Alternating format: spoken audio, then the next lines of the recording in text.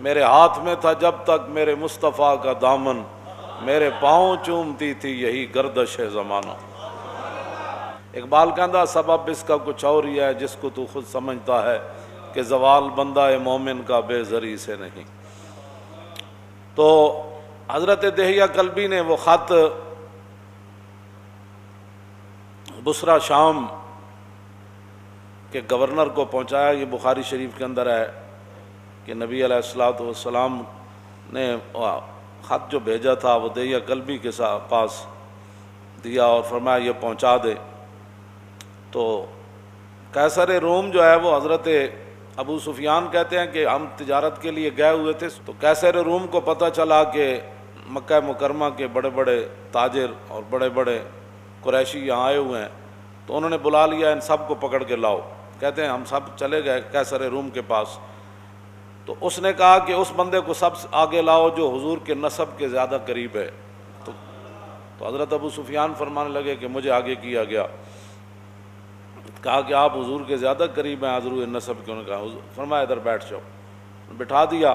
فرمایا میرے ساتھ جتنے ساتھی تھے ان کو میری پیٹھ کے پیچھے بٹھا دیا اور کہا کہ اگر یہ حضور کے بارے میں غلط بیانی کریں تو آپ نے مجھے بتانا ہے۔ اس نے پھر رسول اللہ کے بارے میں، یہ بخاری شریف کے اندر موجود ہے، اس نے پھر رسول اللہ کے بارے میں سوالات کیے قیصر روم نے۔ تو اس نے ترجمان بلایا، کہا کہ ان سے یہ پوچھو کہ جنہوں نے یہ دعویٰ کیا ہے ان کا نسب کیسے ہے، کیف نسب فیکم؟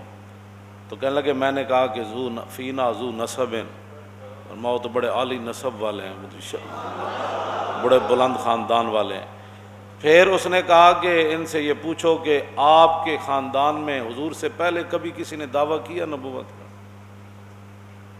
تو انہوں نے کہا آج تک نہیں کیا، حضور نے دعویٰ کیا۔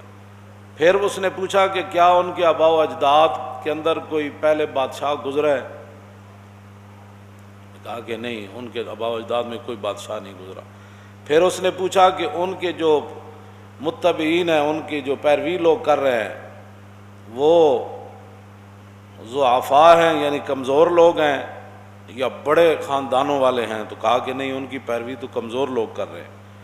پھر پوچھا کہ ان کی تعداد کم ہو رہی ہے یا زیادہ ہو رہی ہے؟ نے کہا نہیں، ان کی تعداد تو بڑھ رہی ہے۔ پھر اس نے پوچھا کہ کیا کوئی بندہ اپنے دین سے ناراض ہو کر کبھی کوئی واپس کفر کی طرف پلٹا؟ انہوں نے کہا نہیں، کبھی بھی کوئی نہیں پلٹا۔ نے کہا کہ آپ نے کبھی ان کے بارے میں اعلان نبوت سے پہلے غلط بیانی کی نسبت کی تھی حضور کی طرف؟ نے کہا نہیں، کبھی بھی نہیں کی۔ ابو سفیان کہتے ہیں میں ایک بات اپنی طرف سے داخل کر سکا کہ صلح حدیبیہ کا معاہدہ ہو چکا ہے، اب دیکھتے ہیں حضور وعدے کی پاسداری کرتے ہیں یا نہیں۔ کہتے ہیں سوائے اس کے میں حضور کے بارے میں وہاں کوئی بات نہیں کر سکا۔ یہ رسول اللہ کا مقام اور شان ہے، اور اگر آج کوئی ان کے بارے میں بات کرے تو قیصر روم کے سامنے جنہوں نے نہیں مانا، وہی تو فتح مکہ والے دن مسلمان ہوئے نا حضرت ابو سفیان، لیکن ایسے پھر مسلمان ہوئے کہ جاتے ہوئے پھر وہاں حضور غزوہ حنین کے لیے گئے تو ایک آنکھ وہاں دے دی اور دوسری آنکھ جنگ یرموک میں دے دی، تو پھر قیامت تک کو کتا ان کو بھونک نہیں سکتا۔ اور جنگ یرموک میں جب حضرت ابو سفیان نے بات کی تھی نا، سب صحابہ نے کہا کہ حالات اس طرح کے ہیں، تو ہر ایک نے خطبہ دیا، تو حضرت ابو سفیان کہنے لگے اہل اسلام حضر ما ترون، یہ منظر دیکھ رہے ہو ہم کتنے ہیں اور وہ کتنے ہیں، ان کا جنگی ساز و سامان کتنا ہے اور ہمارا کتنا ہے، ہم وطن سے کتنے دور ہیں، ہم ان کے وطن میں لڑنے کے لیے آئے ہیں۔ جب یہ باتیں کی تو صحابہ ظاہر ہے موجود تھے سارے بڑے بڑے، تو فرمایا پریشان ہونے والی بات نہیں، فہذا رسول اللہ، فرمایا حضور بھی جنگ یرموک میں حضور بھی جلوہ گر ہیں، فہذا رسول اللہ۔ تو وہاں آپ کی دوسری آنکھ بھی چلی گئی، جو تو کسی کو کیا حق پہنچتا، آپ کا کوئی بچپن کی باتیں شروع کر دے کہ میں ایسے ہوتا تھا تو پھر میں ایسے ہوتا تھا، تو بعد میں الاسلام یہدم ما کان قبلہ، اسلام کا یہی تو کمال ہے کہ اسلام سے پہلے جتنی باتیں ہوتی ہیں جب کلمہ پڑھ لیتا ہے وہ باتیں ساری ختم ہو جاتی ہیں، بات ختم ہے، وہ تو اسلام کی خاطر نابینا ہو گئے، اور پاکستان کے روڈوں پر کوئی کتا ان کو بھونکتا ہے تو وہ تو اپنے آپ کو بھونکتا ہے، اس کا کیا تعلق ہے صحابہ سے؟ صحابہ تو جن خاکوں سے گزرے وہ خاک بھی افضل اور حال ہے۔ کتنی صداقت ہے۔ فرمایا میں حضور کے بارے میں کوئی بات نہیں کر سکا، صرف ایک بات کر سکا کہ حضور نے کبھی بھی ایسی بات نہیں کی، لیکن اب دیکھتے ہیں کہ رسول اللہ صلی اللہ تعالیٰ علیہ وآلہ وبارک وسلم جو ہے وہ کیا کرتے ہیں، اب نہیں پتہ۔ تو کہا کہ آپ یہ بتائیں کہ آپ کی ان کے ساتھ جنگ ہوتی رہتی ہے؟ انہوں نے کہا جی بالکل ہوتی رہتی ہے۔ انہوں نے کہا کہ وہ جنگ کا نتیجہ کیا ہوتا ہے؟ کہا کہ الحرب سجال، جنگ تو ایک ڈول ہے، جس طرح پانی بھرنے کے لیے بندہ کنویں میں پھینکتا ہے تو ڈول، تو کبھی ایک آدمی پانی ڈول سے نکال لیتا ہے، کبھی دوسرا۔ مطلب یہ تھا کہ کبھی ہم جیت جاتے ہیں، کبھی وہ جیت جاتے ہیں۔ یہ اس نے پھر پوچھا کہ وہ آپ کو حکم کیا دیتے ہیں، کس بات کا؟ انہوں نے کہا کہ قلت یقول اعبدوا اللہ وحدہ ولا تشرکوا بہ شیئا واترکوا ما یقول آباؤکم یامرنا بالصلاۃ والصدق والعفاف والصلہ۔ انہوں نے کہا کہ وہ ہمیں حکم دیتے ہیں کہ جناب اللہ کی عبادت کرو، اور جن پر تمہارے آباء و اجداد تھے بتوں کی پوجا کرتے تھے وہ سارے معاملات چھوڑو، اور حضور ہمیں نماز کا حکم دیتے ہیں، سچائی کا حکم دیتے ہیں، پاک دامنی کا حکم دیتے ہیں، اور رسول اللہ صلہ رحمی کا حکم دیتے ہیں۔ کہا کہ حضور یہ ہمیں حکم دیتے۔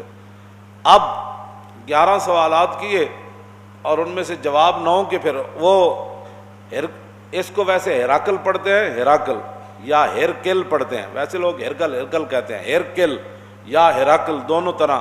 انہوں نے بخاری شریف کے اندر بھی اس کا ضبط دیا ہوا ہے کہ اس لفظ کو کیسے پڑھنا ہے، لیکن بخاری اردو بھی کی ہو نا گھر میں تو اس کو سمجھنے کے لیے پہلے 16 سال پڑھنا پڑتا ہے۔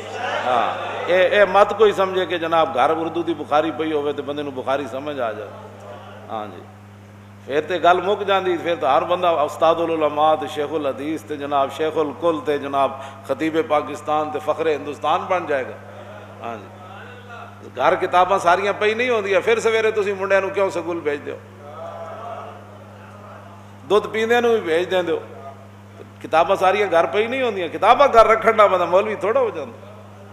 ایک مولوی ہے جڑا سارے ہر بندہ مولوی ہے، جنہوں جناب اٹھ پٹو میں اخبار مضمون پڑھیا سی تو اخبار مضمون پڑھن نہ بندہ مولوی ہوندا، عمر باید کہ یار آیت بکنار، بڑی لمبی عمر چاہی دی تاں یار بغل چاہندا۔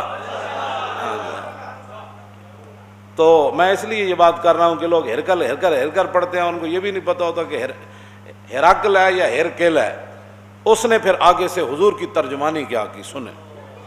اس نے حضرت ابو سفیان کو کہا کہ میں نے آپ سے یہ پہلا سوال کیا تھا، فقال لترجمانہ قل لہ سألتک عن نسبی فذکرت انہ فیکم ذو نسب وکذالک الرسل تبعث فی نسب قومہا۔ میں سب سے پہلے میں نے تم سے یہ سوال کیا کہ ان کا نسب کیسا ہے، تو آپ نے خود کہا کہ وہ تو بڑی عالی نسب والے ہیں۔ قیصر روم کہنے لگا کہ یہی تو نبیوں اور رسولوں کی شان ہوتی ہے، یہی تو نبیوں کی شان ہوتی ہے کہ وہ اعلیٰ نسب ہوتے ہیں۔ اس پر میں کوئی دائیں بائیں نہیں جانا چاہتا، یہ بات رہ جائے گی، لیکن آپ خود سمجھ لیں کہ جو حضور کے مقابلے میں باتیں کرتے ہیں ان کی اپنی حیثیت کیا ہوتی ہے، وہ کون ہوتے ہیں۔ دوسرا کہتے ہیں میں نے سوال کیا کہ آپ کی قوم میں کبھی کسی نے یہ بات کی ہے، تو آپ نے کہا نہیں کی۔ تو کہتے ہیں ان پر الزام تو آپ تب لگاتے، پہلے یہ ریت چلی آتی کوئی یہ بندہ کرتا ہے میں نبی ہوں، کوئی یہ کرتا ہے، جب آج تک کسی نے بات نہیں کی تو پھر نبی برحق یہی ہے۔ پھر میں نے تم سے یہ سوال کیا کہ کیا ان کے آباء و اجداد میں سے کوئی بادشاہ ہوا ہے، تو تم نے کہا کوئی نہیں۔ تو اگر کوئی نہیں تو پھر تو نبی برحق ہے۔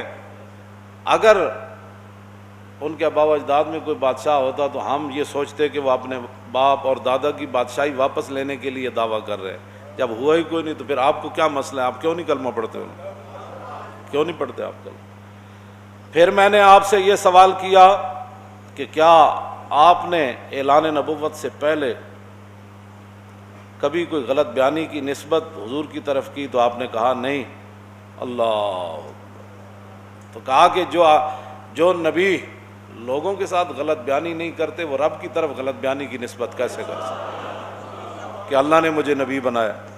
تو جب لوگوں کے ساتھ انہوں نے کبھی ایسی بات نہیں کی تو اللہ کی طرف کیسے نسبت کر سکتے؟ گل اے وے جڑا سمجھ آ جائے تو خط نال بھی آ جائے جی، سمجھ آ جائے تو غیروں کو پوچھ کے بھی مقام رسول سمجھ آ جائے. جے نہ آوے تو ساری زندگی قرآن و حدیث پڑھ کے مولویوں کی تقریراں سن کے بھی سمجھ نہ آوے، پھر بھی بندہ غیراں دیاں گلاں کرے. کہتے ہیں میں نے پھر آپ سے یہ دوسرا سوال کیا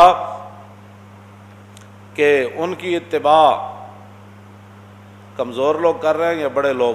تو آپ نے کہا کہ ان ضعفاء اتبعوا وهم اتباع الرسل. انہوں نے کہا کہ نہیں کمزور لوگ کر رہے ہیں. تو انہوں نے کہا کہ آدم علیہ السلام سے لے کر حضور تک جب بھی کسی نے ابتداءً پیروی کیا تو کمزور لوگوں نے کیا، بلکہ یہ تو تانا دیا قوم نوح نے بعد الراج کہ تواڈے غریب تے پست لوگ تواڈی اتباع کر دین، اسی پیسے والے انہاں غریباں نال کیویں بیٹھیے؟ قیصر روم کیوں جی گفتگو کی تھی؟ کہتا میں تیرے کو اے پوچھا تسی اے جواب دیتا، پھر اے پوچھا، پھر نبی ہوندے ہی ہو جائیں. پھر کیا انہیں کدی بھی غلط بیانی، انہوں نے کہا نبی کدی بھی غلط بیانیاں نہیں کرتے. پھر کردیا انہوں نے کہا میں تیرے کو پوچھا کہ اج تک کوئی دین نو چھڑیا؟ انہوں نے کہا نہیں. انہوں نے کہا دین ہوندا ہی ہوے جڑا داخل ہو جائے کدی باہر نہیں نکلدا ہوندا. پھر تو میں پوچھا تیرے کو کوئی دین نو چھوڑ کے حضور نو گیا؟ میں کہا ہوتے تو پتھر بن کے بھی کہن سن حضور حکم تو دیو، ہوتے تو کھجوراں کھا کے بھی کہندے سن حضور حکم تو دیو، گھوڑے سمندر جی سٹ دیاں.